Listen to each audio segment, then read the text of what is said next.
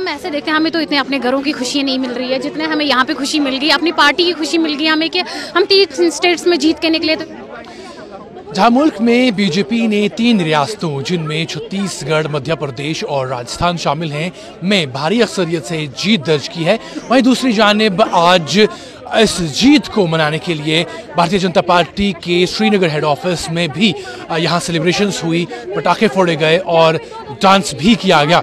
आइए कुछ लोगों से बात करने की कोशिश करते हैं, यानी बीजेपी पार्टी के कुछ लीडरों से बात करने की कोशिश करते हैं और इस जीत के हवाले से उनकी क्या राय है और इसके साथ साथ जम्मू कश्मीर में इंतखाबात के हवाले से वो क्या कुछ कहते हैं। आइए उनसे जानने की कोशिश करते हैं।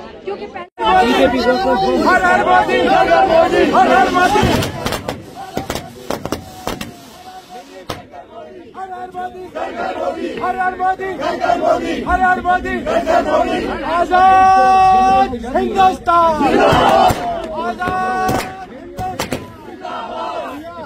बाजी मारी है, बाजी मारी है,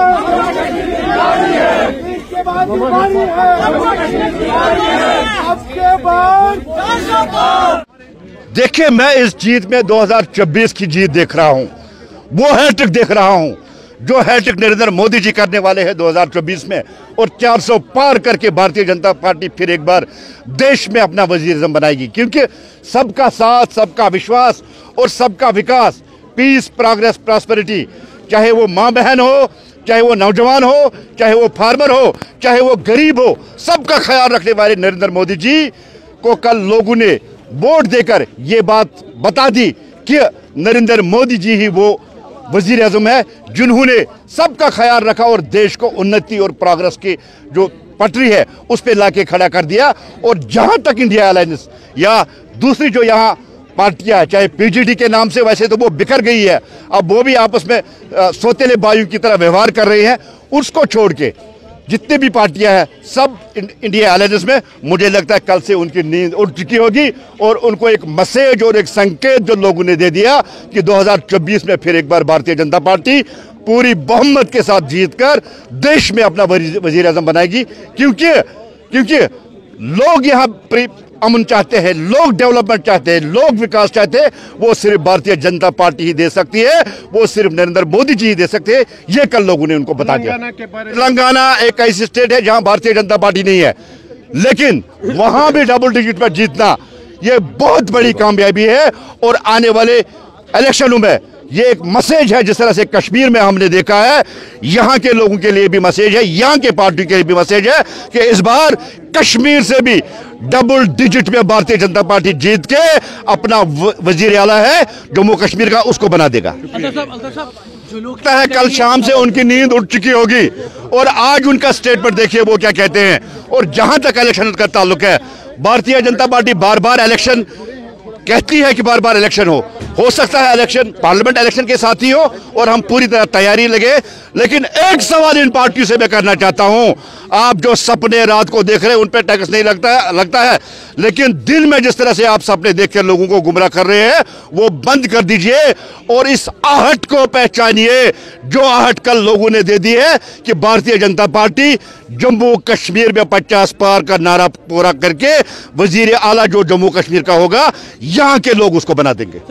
इंडिया अलायंस बिखर चुका है, डह चुका है, उसका किला कहीं दिख नहीं रहा है। इंडिया अलायंस जिस तरह आपने गुपकार अलायंस देखी है और लास्ट जो 2 पार्टियां उसमें बची थी जो खानदानी पार्टियां है, वो भी एक सौतेले बाइयों की तरह हमेशा व्यवहार करते हैं और एक दूसरे पे इल्जाम लगाते हैं। उसी तरह इंडिया अलायंस का किला भी बैठ चुका है और मुझे नहीं लगता है कि वो कहीं एग्जिस्ट कर रहे हैं। जिस तरह से कल से लोगों का जो मैंडेट आ गया है, इंडिया अलायंस की कहीं कोई एग्जिस्टेंस ही नहीं है। सर, इस जीत का जम्मू कश्मीर पे क्या असर देखते हैं? देखिए, बहुत बड़ा असर पड़ने वाला है। जिस तरह से तेलंगाना जहां हमारा स्ट्रक्चर ही नहीं था और वहां भी हमने डबल डिजिट में जीत दर्ज की है, वैसा ही मध्य प्रदेश हो, राजस्थान हो या छत्तीसगढ़ हो, एक मैसेज चली गई है, सबका साथ, सबका विकास, सबका विश्वास और डेवलपमेंट की मैसेज जो चली गई है। जम्मू कश्मीर से अछूता नहीं रहेगा और जम्मू कश्मीर पर इसका बहुत बड़ा असर पड़ने वाला है।